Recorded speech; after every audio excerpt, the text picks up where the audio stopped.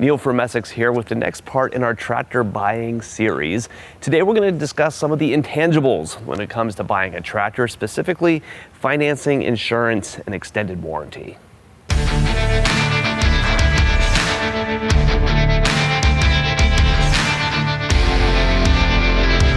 This conversation is actually near and dear to me right now because I bought a car a couple of weeks ago, and I resonate with the feeling that when you're making a purchase like this and you sit down across the desk from the salesman, that you're about to get fleeced. You know, when it comes to these add-on things, the extras after you've decided on what you're going to buy, it often feels like you're walking into a situation where, you're about to be raked across the coals for added profit, right? As we talk through these different things, realize that portions of this are profit centers for dealerships, but actually most of it is not. A majority of the money that's made on tractors and machinery and that kind of stuff does not come through these add-on things, right? Where profitability is really in selling you the equipment itself and not all of these add-ons. It is worth understanding these add-ons though, because some of them do bring really significant, benefit or purchasing power to your deal here, right? So if we start with financing, by and large, financing is not a profit center to the dealership. Here at Essex, we work with about a half a dozen different financing companies in our industry, and none of them pay us for writing you a loan for either new or used equipment. Now, we do frequently get approached by some of those lenders who are less than honest. Other dealerships may work with some of them. I don't know who they are and what their names are. There could be some shady financing out there. But by and large, when you're dealing with the companies like Kubota Credit and C&H Capital, those big companies whose names are on the side of your equipment, they're selling straightforward and honest financing products, and you can trust what you're being sold. So the very beginning of the financing process is to go through and do a credit app. Applying for credit on a tractor is much like applying for credit on anything else. You're going to get asked a lot of similar questions. The normal biographical stuff, name, address, date of birth, social security number, all those things that are needed to pull your credit report. Many of our vendors will also ask who your employer is and what your monthly income is so that they can get some kind of idea if you can afford the payments for some of this more expensive machinery. So no surprises there. A lot of the same things that you're used to getting asked. The approvals from all of our vendors come back surprisingly quickly, some of them instantaneously to only a couple of minutes, so usually we can give you answers really quickly on whether you're approved or not. Now, when it comes to signing the paperwork, there are often some fees that are involved. And I said before that we don't make any money in the sale of these loans. That doesn't mean that there's not costs that are involved. You're going to have what's called a UCC fee. It's a loan registration fee that's levied by your state. That varies from state to state. Those of us here in Pennsylvania are blessed with the highest UCC fee in the country of $168 for a loan less than 60 months, or $252 for a loan that goes above. Thank you, Pennsylvania. Beyond that, the vendors themselves often will charge a documentation fee. In this case, Kubota Credit also charges a fee that will show up on here for running all of this paperwork through. So those of us here in Essex aren't profiting from running these paperwork. This process is not added margin for us, but you may see some of those expenses show up when you're looking at your deal. Our next topic is insurance. Now, when you're buying a piece of equipment, particularly if you're financing, the lender is going to require some kind of insurance on that piece of equipment to secure their asset, right? They technically own that machine, and if something happens to it, it needs to be insured so that it can be repaired, put back into its proper condition, and still have the value that the lender has tied up in that machinery. Insurance and financing tend to go hand in hand with one another. Now, you are free to use your own insurance as long as it checks all the boxes that our lenders require. You do not have to buy your insurance from your dealership. However, we are going to have options for you to do that because insuring a tractor is not like insuring a lot of other things. It's kind of unique.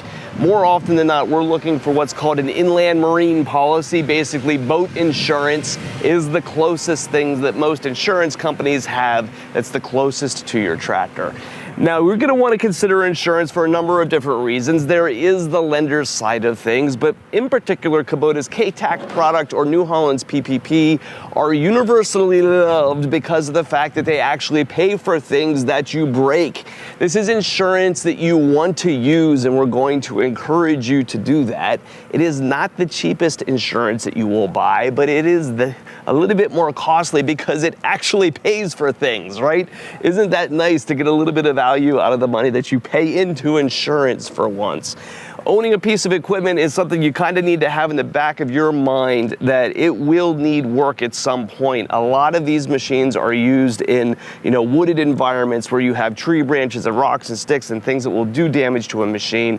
Many people buy grapples to go on their tractors or skid loaders, and it's very easy for limbs and things to push back into your machine and do damage. We can even get some policies and stuff for hay equipment. If you're out in a hayfield somewhere and you ingest something into a baler or a mower that was out there in the field and you didn't know it, insurance can be something that really covers that repair in ways that warranty does not.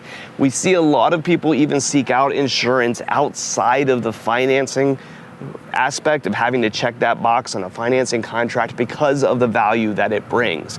We make nothing on most of those transactions, particularly if you go buy it outside of the financing contract. It's not a profit center for dealerships, but we certainly like to see it because we have seen the value in tractors like this that have had logs dropped on their hoods and their headlights smashed out.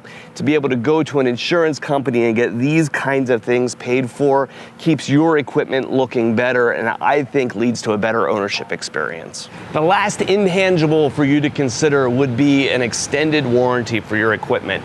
There is a lot of gray area between where insurance stops and an extended warranty starts, or how those two interact with each other. But essentially, insurance is for cases where you have broken the tractor. Extended warranties and your base machine warranty is for the cases where the machine mechanically fails because of a manufacturing defect. A manufacturing defect is what they're really looking for when they're paying warranty claims. Now, in many cases, I see less value out of extended warranties than what I do out of the insurance side. It's a little bit more difficult to make a claim there. However, I do encourage you to go through and price out an extended warranty. There are cases where extended warranties are priced way too high for the value that they bring for an equipment. But however, there's cases where the extended warranties are priced so well, you're almost silly not to get one. I've heard stories from manufacturers before that offer extremely well-priced extended warranties because they want the claims registered through the warranty system to better learn how to improve their products, right? If you think about things from the perspective of a manufacturer, they don't know what happens with this machine after it's gone out of its base warranty. No paperwork makes it back to the manufacturer for them to know how their equipment is aging, and getting things through the extended warranty system is a way for them to collect data. So some of these extended warranty programs are priced really well, like the one for the SSV, and you should consider adding it to your transaction. So those are three of the things that you want to keep in mind here at the end of this tractor buying process. We are not the typical F&I person at a car dealership, right? Where everything that you're being presented has a 50% profit margin in it.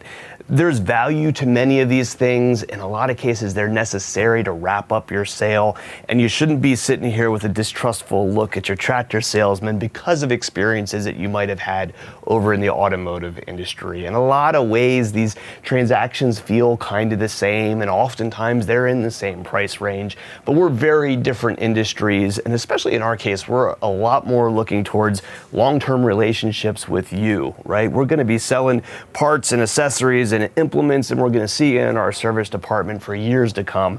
We're here to build relationships and not to push high margin products on you. So if you're shopping for a piece of equipment and we can help, if you got parts or service needs for a machine you've already got, give us a call at Messick's.